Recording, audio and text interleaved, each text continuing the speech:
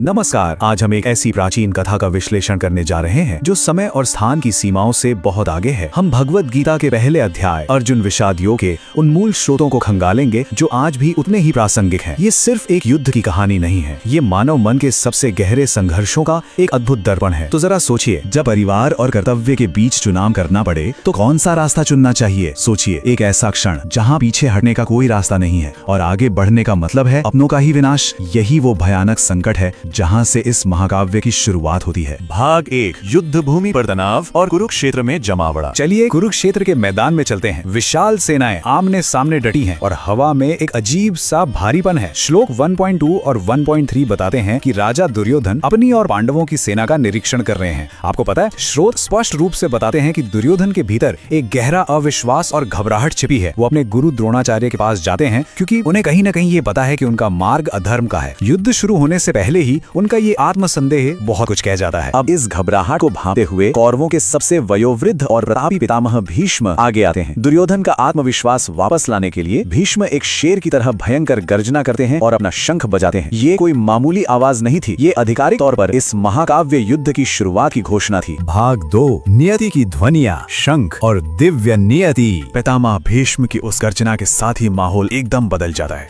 ये मैदान अब सिर्फ मैदान नहीं रहा, ये नियति का एक गूंजता हुआ अखाड़ा बन गया है। उनके शंखनाद के तुरंत बाद कौरव सेना की ओर से अचानक ढोल, नगाड़े, बिगुल और नरसिंह एक साथ बज उठते हैं। ग्रंथों में से भयंकर शोर कहा गया है। जरा कल्पना कीजिए, वो आवाज इतनी तीव्र और डरावनी रही होगी कि उसने पूरे कुरुक्षेत्र को कंपा दिया। लेकिन इस कान फाड़ देने वाले कोलाहल के बीच एक और दृश्य उभरता है। सफेद घोड़ों से जुते हुए एक भव्य रथ पर विराजमान माधव यानी भगवान श्री कृष्ण और पांडव श्रेष्ठ अर्जुन। कौरवों के शोर के जवाब में वे दोनों भी पूरी ताकत से अपने दिव्य शंख बजाते हैं। अब यहाँ जो सबसे दिलचस्प बात है वो ये कि ये शंख केवल वाद्य यंत्र नहीं है। कृष्ण के शंख का नाम पांचजन्य है जो सत्य और विजय का प्रतीक है, और अर्जुन के शंख का नाम है देवदत्त जिसका अर्थ है देवताओं द्वारा दिया गया एक दिव्य उपहार। हमारे स्रोत बताते हैं कि ये कोई साधारण सैन्य दिखावा नहीं है, बल्कि ये शंख धर्म, वंशावली और व्यक्तिगत नियति के बहुत गहरे प्रतीक हैं। भाग 3, अर्जुन का विनाशकारी भावनात्मक पतन, एक योद्धा का टूटना। बाहर तो भयानक शोर है, लेकिन अर्जुन के भीतर एक सन्न कर देने वाला सन्नाटा छा जाता है। वो महान योद्धा अंदर से पूरी तरह टूट जाता है। जब अर्जुन कृष्ण से अपने रथ को दोनों सेनाओं के बीच ले जाने के लिए कहते हैं और वहां से विपक्ष की ओर देखते हैं तो उन्हें क्या दिखा है? उन्हें शत्रु नहीं बल्कि अपने ही लोग दिखाई देते हैं। उनके सामने उनके श्रद्धेय गुरु द्रोणाचार्य, पितामह भीष्म, उनके चाचा, मामा, भाई और भतीजे खड़े हैं। ये दृश्य अर्जुन के भीतर गहरा शोक और करुणा भर देता है, और ये मानसिक संघर्ष अर्जुन के शरीर पर सीधा असर करता है। वो कहते हैं कि उनके अंग कांप रहे हैं, उनका मुंह सूख गया है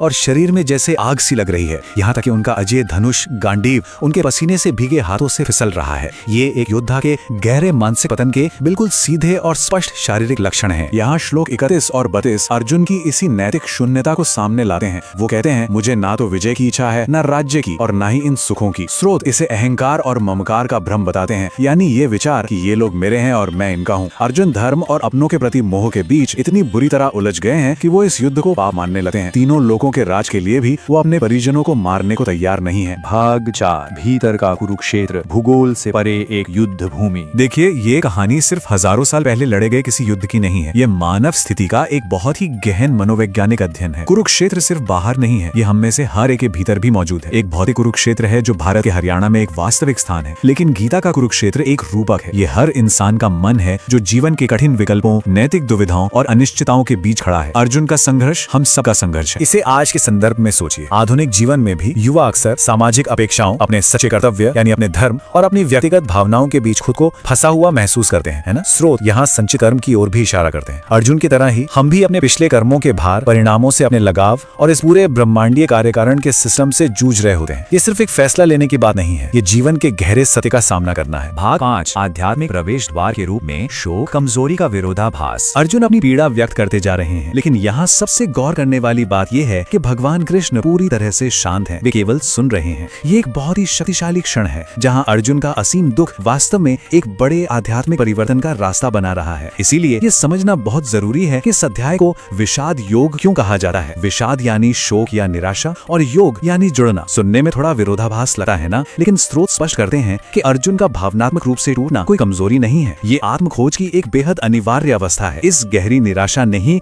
अर्जुन के भीतर वो खालीपन पैदा किया जो सच्चा ज्ञान पाने के लिए बिल्कुल जरूरी था। आखिर भरे हुए प्याले में और पानी कैसे डाला निकाला जा सकता है। कृष्ण तब तक चुप रहे जब तक अर्जुन ने अपने अहंकार और अपनी योद्धा की पहचान को पूरी तरह से त्याग नहीं दिया, क्योंकि कृष्ण केवल तभी बोलते हैं जब कोई वास्तव में सुनने के लिए तैयार हो। अर्जुन का यह पतन असल में उनकी आत्मनिर्भरता का पतन था, जिसने उन्हें एक योद्धा से एक समर्पित शिष्य में बदल दिया। और अंततः हम इस अध्याय के चरम पर पहुंचते हैं।